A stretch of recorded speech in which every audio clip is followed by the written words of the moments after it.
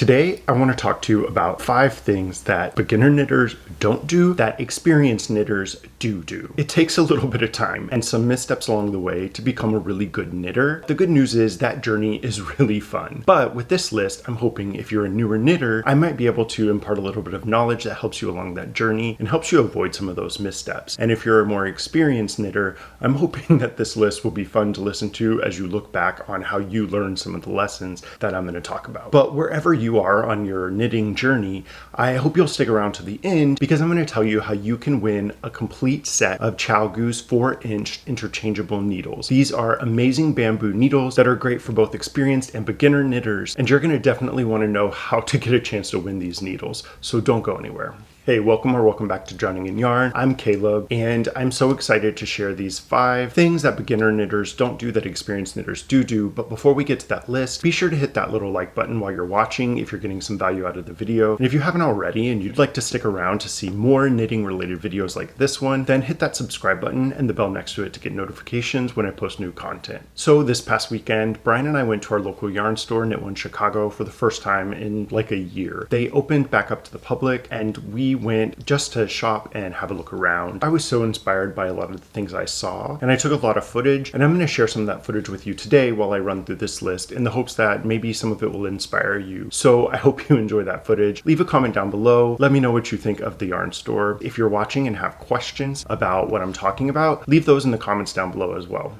But let's jump into this list. And the first item on the list is swatching, and specifically swatching for more than just gauge. Swatching for more than gauge is something that I didn't do when I first started out, that I do now, and I think it makes all of the difference. So what I'm talking about is using your swatch to get as much information as you can about your yarn and your pattern and your project before you start. A swatch isn't magic, and it can lie to you sometimes, but it will allow you to go into your project with so much more information than you would have had otherwise. Some things that I look at whenever I'm swatching is, how does my yarn feel at this gauge in this pattern? What does my pattern look like in this color of yarn or this texture of yarn? I'm currently doing a cabled cardigan in a darker colored yarn that's also heathered, and I was concerned that the stitch pattern wasn't going to have really great definition with this yarn. So I used my swatch as an opportunity not only to find my gauge, but to find out, how did this yarn drape?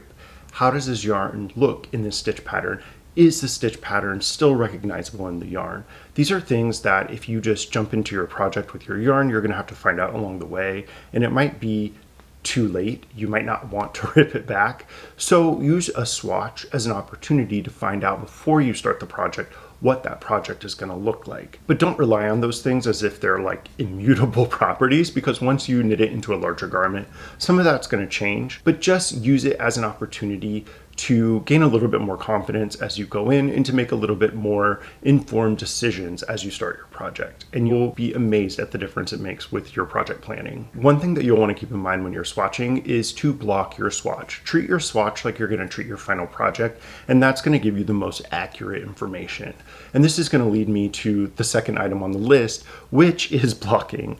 Blocking is something that experienced knitters know can work wonders, but new knitters sometimes don't have that same experience to let them know not to worry too much until you block your project. I know that's how I was when I first started knitting. I didn't necessarily block anything, and some of the tension issues that blocking can even out were huge deals to me because I didn't know that those things were normal and those things could be fixed by a little bit of blocking sometimes. So if you're not really familiar with blocking, what it is at its most basic is getting your project wet, like submerging it in water, pressing the water out, never wringing, never this motion, always pressing, rolling it in some towel, squeeze out all the water, and then laying it out to dry. There are different types of blocking. That is the most basic description, and I'll leave some links down below to more resources about blocking, but at its most basic, that's what it is. So when you're working with animal fibers or natural fibers, blocking can allow your stitches to sort of redistribute themselves a little bit. It can allow your yarn to bloom, take on its final drape, and to relax into your stitches so that your finished project just looks more complete and neat and a little bit nicer. I don't know how this is going to work with acrylic yarns. I've never tried it, so your mileage may vary. I'll leave some information about that below as well. I don't block everything. There are some hats that I don't block, or if I had mittens, I may not block them because they'll sort of block themselves as you wear them. But when you're knitting garments, blocking is always a great option, particularly if you notice a little bit of wonkiness in your stitches.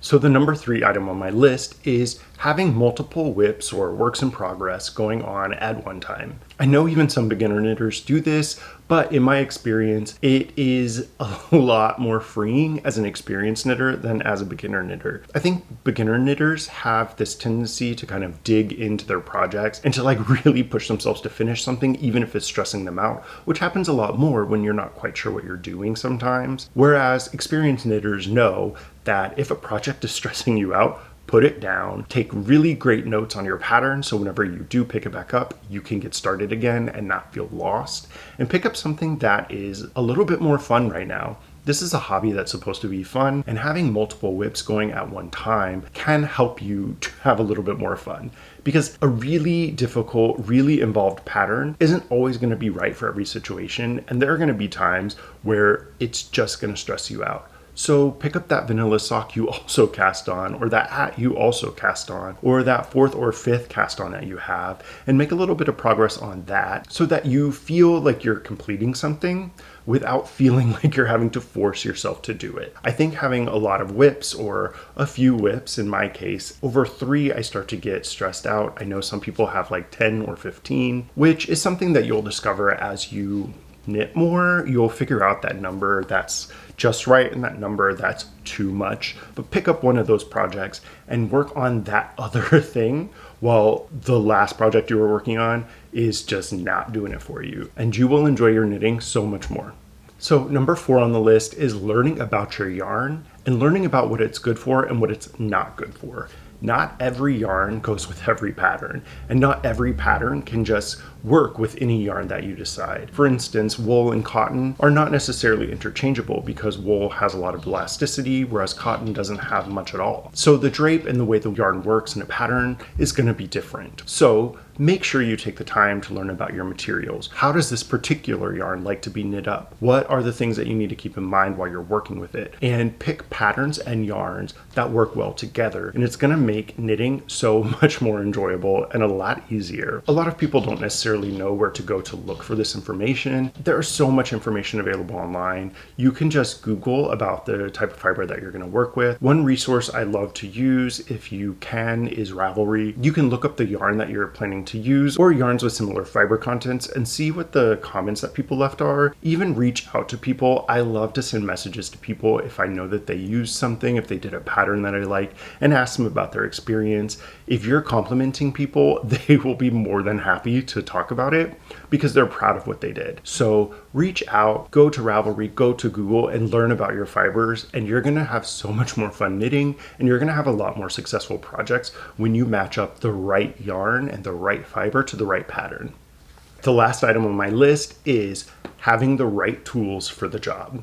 I'm going to talk about knitting needles and how you can win the ChiaoGoo Twist interchangeable needle set in just a moment. But first I'm going to talk about all the other little things that you need to have around. So stick around if you want to learn how to win the needles. But first, let's chat about knitting notions. I love to have a pouch of all the things that I need to use in my knitting projects. The things that I think are most important to keep in there are a small pair of scissors, a stitch fixer or a crochet hook for whenever you drop stitches that you can't just fix with your knitting needles.